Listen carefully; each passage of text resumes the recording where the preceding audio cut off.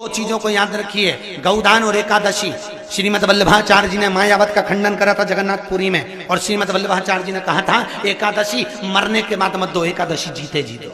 कहा था कि नहीं कहा था?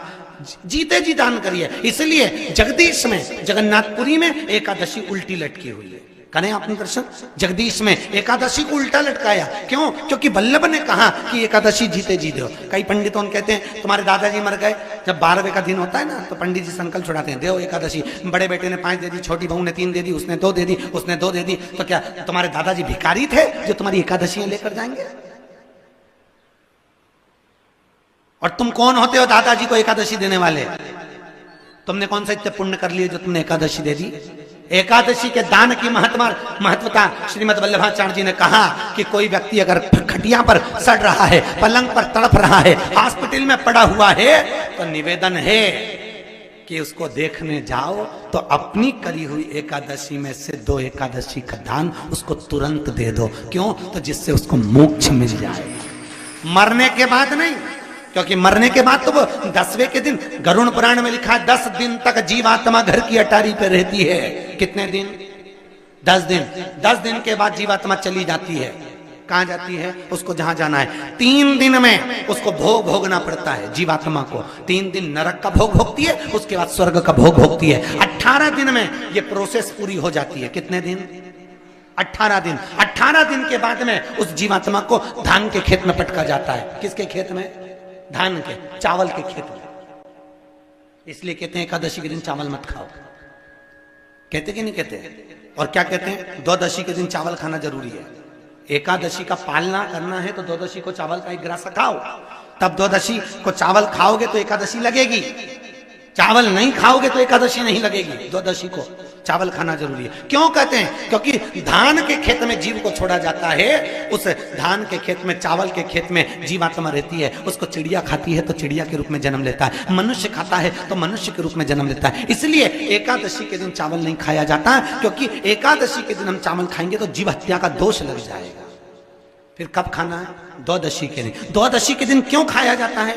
क्योंकि हम एकादशी के व्रत करे रहते हैं, और पहला घासा जब चावल का खाते हैं तो अपनी करी हुई एकादशी का पुण्य, जितने जीव हमारे मुंह में जाते हैं उनको उसका पुण्य मिल जाता है, और उनका फिर जन्म नहीं होता, वो तर जाते हैं, उनको एकादशी का भाग मिल जाता है।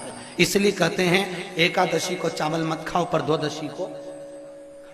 एकादशी के दिन जब आप जल शंकर को चढ़ाने तो रोज ही जाते हैं। जब एकादशी का दिन रहे और शंकर जी के मंदिर में आप जल समर्पित करें तो 3 बार मुख से स्वधा स्वधा स्वधा या स्वधा स्तोत्र का पाठ, जिसमें 12 श्लोक। 2-4 हैं, पैसा तो आ रहा है पर घर में टिक नहीं रहा। डॉक्टर में, पुलिस में, एक्सीडेंट आदि में, कहीं गलत जगह पर, व्यसन में अगर पैसा जा रहा है, जुए में, मांसाहार, मदिरा पान, या कहीं आया पैसा आने में कमी नहीं, आ रहा है पर टिक नहीं रहा, रुक नहीं रहा।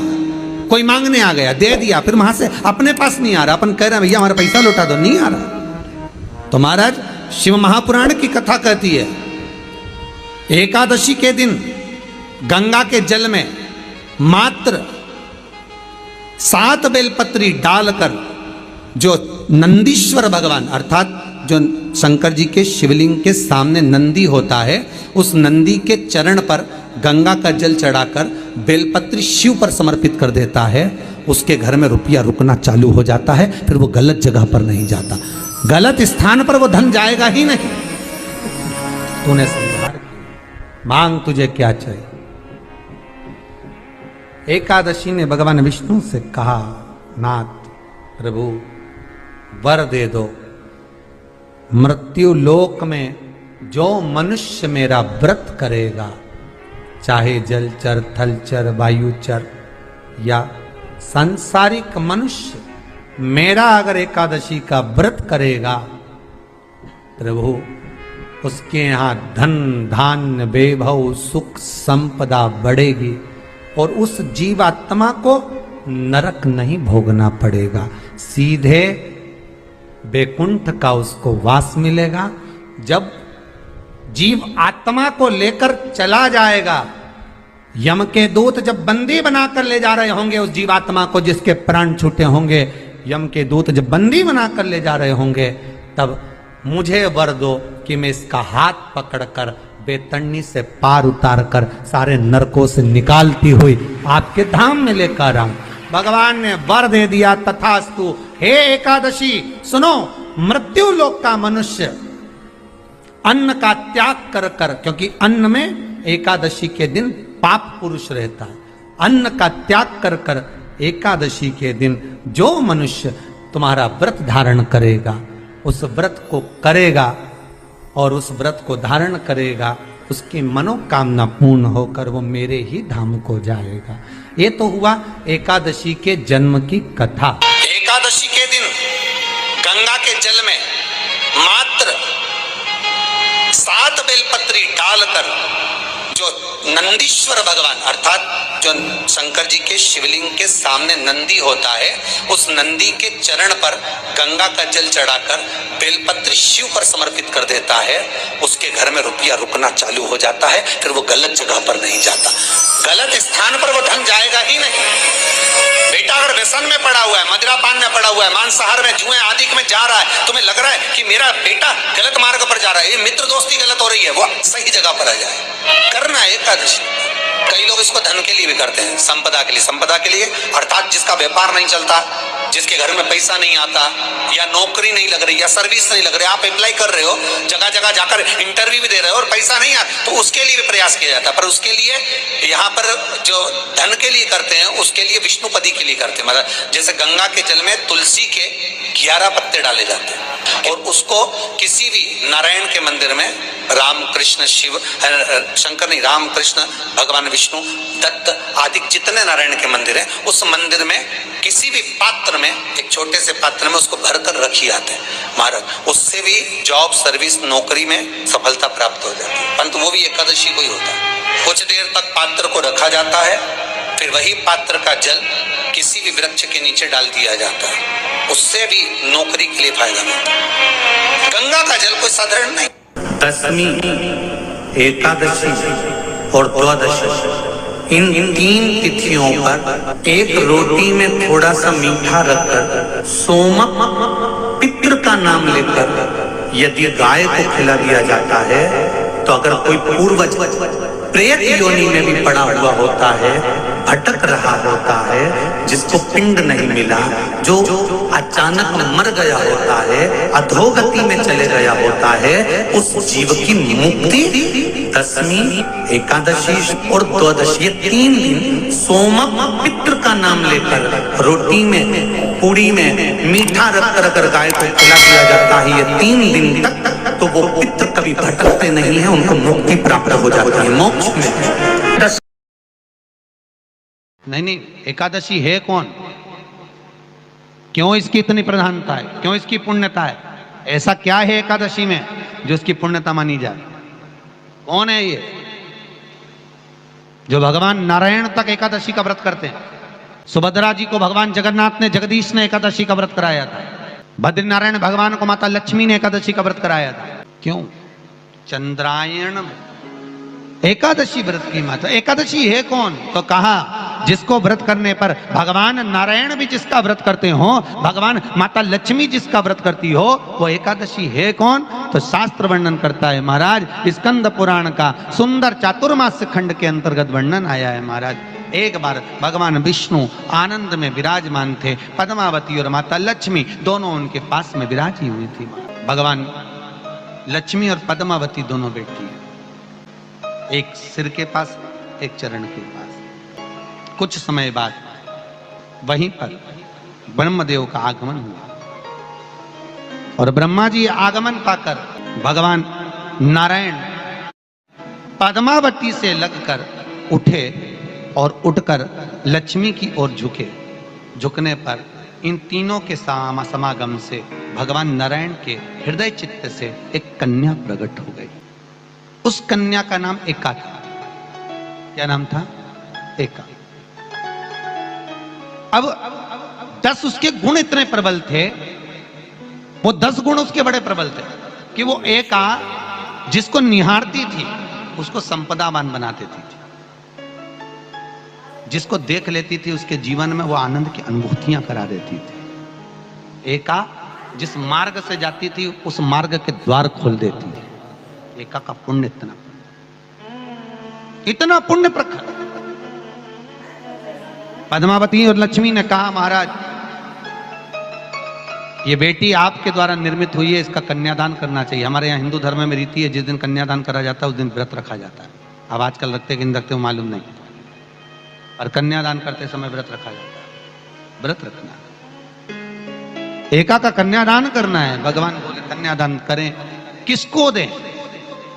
एका किसको दी जाए? एका प्रदान किसको करी जाए? पुण्यता किसको दी जाए? भगवान नारायण ने उसी समय लक्ष्मी और पद्मा से पूछा, तुम एकादशी के दिन जब आप जल शंकर को चढ़ाने तो रोती जाती। जब एकादशी का दिन रहे और शंकर जी के मंदिर में आप जल समर्पित करें तो 3 बार मुख से स्वधा स्वधा स्वधा या स्वधा स्तोत्र का पाठ, जिसमें 12 श्लोक। 2-4 हैं, पैसा तो आ रहा है पर घर में टिक नहीं रहा। डॉक्टर में, पुलिस में, एक्सीडेंट आदि में, कहीं गलत जगह पर, व्यसन में अगर पैसा जा रहा है, जुए में, मांसाहार, मदिरा पान, या कहीं आया पैसा आने में कमी नहीं, आ रहा है पर टिक नहीं रहा, रुक नहीं रहा। कोई मांगने आ गया, दे दिया, फिर वहां से अपने पास नहीं आ रहा, अपन कह रहे हैं भैया हमारा पैसा लौटा दो, नहीं आ रहा। तो महाराज शिव महापुराण की कथा कहती है, एकादशी के दिन गंगा के जल में मात्र 7 बेलपत्री डालकर जो नंदीश्वर भगवान अर्थात जो शंकर जी के शिवलिंग के सामने नंदी होता है, उस नंदी के चरण पर गंगा का जल चढ़ाकर बेलपत्री शिव पर समर्पित कर देता है, उसके घर में रुपया रुकना चालू हो जाता है। फिर वो गलत जगह पर नहीं जाता, गलत स्थान पर वो धन जाएगा ही नहीं। तूने संहार किया, मांग तुझे क्या चाहिए। एकादशी ने भगवान विष्णु से कहा, नाथ प्रभु वर दे दो, मृत्यु लोक में जो मनुष्य मेरा व्रत करेगा, चाहे जलचर, थलचर, वायुचर या सांसारिक मनुष्य, मेरा अगर एकादशी का व्रत करेगा, प्रभु उसके यहाँ धन धान्य वैभव सुख संपदा बढ़ेगी और उस जीवात्मा को नरक नहीं भोगना पड़ेगा, सीधे वैकुंठ का उसको वास मिलेगा।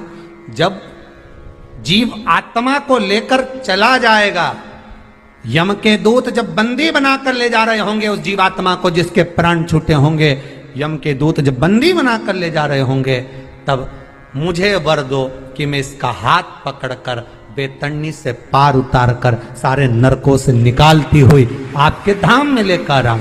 भगवान ने वर दे दिया, तथास्तु। हे एकादशी सुनो, मृत्यु लोक का मनुष्य अन्न का त्याग कर कर, क्योंकि अन्न में एकादशी के दिन पाप पुरुष रहता है, अन्न का त्याग कर कर एकादशी के दिन जो मनुष्य तुम्हारा व्रत धारण करेगा, उस व्रत को करेगा और उस व्रत को धारण करेगा, उसकी मनोकामना पूर्ण होकर वो मेरे ही धाम को जाएगा। ये तो हुआ एकादशी के जन्म की कथा।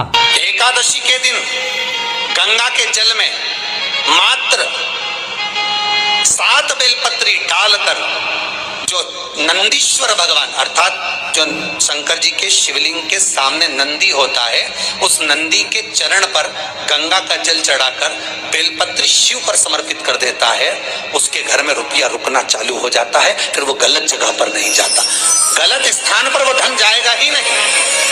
बेटा अगर व्यसन में पड़ा हुआ है, मदिरा पान में पड़ा हुआ है, मांसाहार में, जुए आदि में जा रहा है, तुम्हें लग रहा है कि मेरा बेटा गलत मार्ग पर जा रहा है, ये मित्र दोस्ती गलत हो रही है, वो सही जगह पर आ जाए। करना है एकादशी। कई लोग इसको धन के लिए भी करते हैं, संपदा के लिए। संपदा के लिए अर्थात जिसका व्यापार नहीं चलता, जिसके घर में पैसा नहीं आता, या नौकरी नहीं लग रही, या सर्विस नहीं लग रही, आप अप्लाई कर रहे हो, जगह जगह जाकर इंटरव्यू भी दे रहे हो और पैसा नहीं आता, तो उसके लिए भी प्रयास किया जाता है। पर उसके लिए यहाँ पर जो धन के लिए करते हैं, उसके लिए विष्णुपदी के लिए करते हैं। मतलब जैसे गंगा के जल में तुलसी के 11 पत्ते डाले जाते हैं और उसको किसी भी नारायण के मंदिर में राम कृष्ण शिव, शंकर नहीं, राम कृष्ण भगवान विष्णु, दत्त आदि जितने नारायण के मंदिर हैं, उस मंदिर में किसी भी पात्र में, एक छोटे से पात्र में उसको भरकर रखी आते हैं महाराज। उससे भी जॉब, सर्विस, नौकरी में सफलता प्राप्त हो जाती है, परंतु वो भी एकादशी को ही होता है। कुछ देर तक पात्र को रखा जाता है, फिर वही पात्र का जल किसी भी वृक्ष के नीचे डाल दिया जाता है, उससे भी नौकरी के लिए फायदा मिलता है। गंगा का जल कोई साधारण नहीं। दशमी, एकादशी और द्वादशी, इन तीन तिथियों पर एक रोटी में थोड़ा सा मीठा रखकर सोमक पितृ का नाम लेकर यदि गाय को खिला दिया जाता है, तो अगर कोई पूर्वज प्रेत योनि में भी पड़ा हुआ होता है, भटक रहा होता है, जिसको पिंड नहीं मिला, जो अचानक मर गया होता है, अधोगति में चले गया होता है, उस जीव की मुक्ति दशमी, एकादशी और द्वादशी, ये 3 दिन सोमक पितृ का नाम लेकर रोटी में, पूड़ी में मीठा रखकर अगर गाय को खिला दिया जाता है, ये 3